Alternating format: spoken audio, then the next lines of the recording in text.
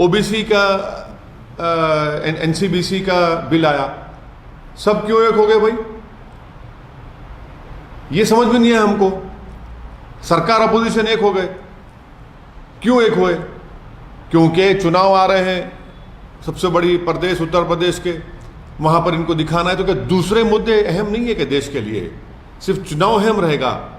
तो इससे तो जो अपोजिशन पार्टीज राजी हुए और जो सत्ता में बीजेपी राजी है, तो वो लोग एक्सपोज हो गए ना अपने आप को।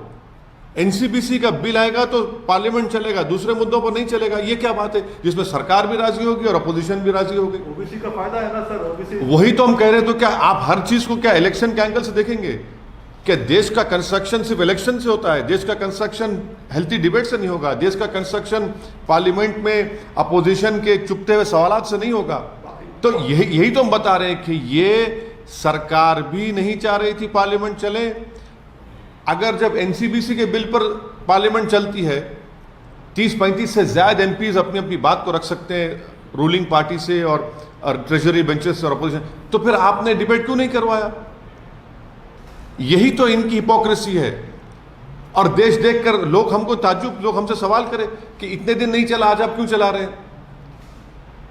आपने बता दिया जनता को कि पार्लियामेंट को आप इस्तेमाल कर रहे हैं सिर्फ चुनाव के लिए। आप पार्लियामेंट को इस्तेमाल, पार्लियामेंट का बुनियादी मकसद क्या है, आप उसी को हम भूल चुके हैं। और यकीनन ये बहुत खराब बात है कि पार्लियामेंट नहीं चला।